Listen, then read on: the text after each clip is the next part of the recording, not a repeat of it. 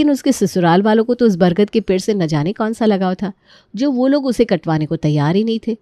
वो लोग उस पेड़ का मज़ा ले या ना ले, लेकिन उनकी पड़ोसन बरगद के पेड़ का पूरा मज़ा लेने उनके घर आ जाती थी। अरे सविता, सच में तुम्हारे यहाँ के पेड़ की छाँव कितनी ठंडी है, तभी तो मैं रोज़ यहाँ आती हूँ।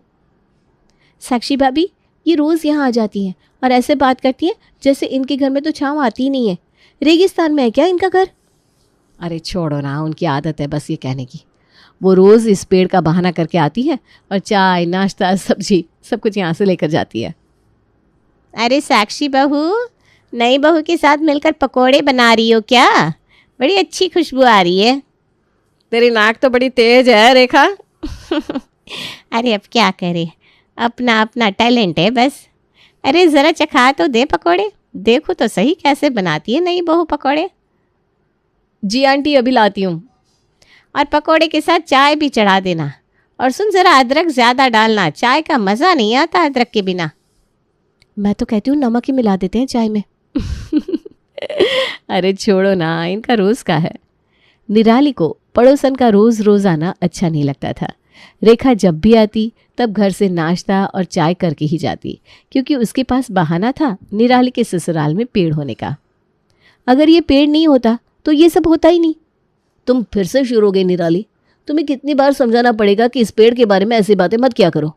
क्यों ना करो? तुम्हें पता भी है इस पेड़ के होने से घर में कितनी दिक्कत हो रही है। फिर वही बात, तुम समझ क्यों नहीं रही हो? हाँ, मैं नहीं समझ रही हूँ, क्योंकि मुझे ये बेवकूफ़ी लग रही है कि मेरा ससुराल इस पेड़ के नीचे है। ऐसा लगता है कि ये पेड़ ही मेरा ससुराल है। मैं नहीं रह सकती इस घर में ऐसे। अगर तुम चाहती हो कि मैं इस घर में रहूं तो तुम्हें इस पेड़ को कटवाना ही पड़ेगा। निराली, ये कैसी बचकाना बातें कर रही हो तुम? ठीक है, तो रहो तुम इस पेड़ के साथ, क्योंकि मैं जा रही हूँ इस घर से। अरे निराली, रुक जाओ बेटा। नहीं पापा जी, मैं अब और ये बेवकूफ़ी नहीं सहन कर सकती, प्लीज़। ठीक है, मैं ये पेड़ कटवा दूंगा। पापा, आप ये कैसी बात कर रहे हैं? अरे आप ये क्या बोल रहे हैं? मैं ये पेड़ कटवा दूंगा। इससे पहले तुम इस पेड़ के इस घर में होने की वजह तो सुन लो, उसके बाद जो तुम्हारा फैसला होगा मुझे मंजूर है। ठीक है, बताइए क्या वजह है इस पेड़ के इस घर में होने की?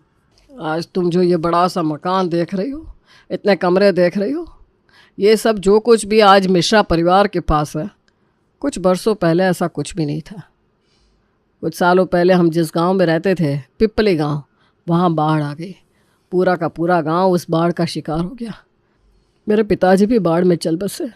हमारा घर, ज़मीन सब कुछ ख़त्म होने के बाद मेरी माँ मुझे और मेरी छोटी बहन को जैसे तैसे करके शहर में ले आई थी, लेकिन हमारे पास एक फूटी कौड़ी तक नहीं थी और ना ही कोई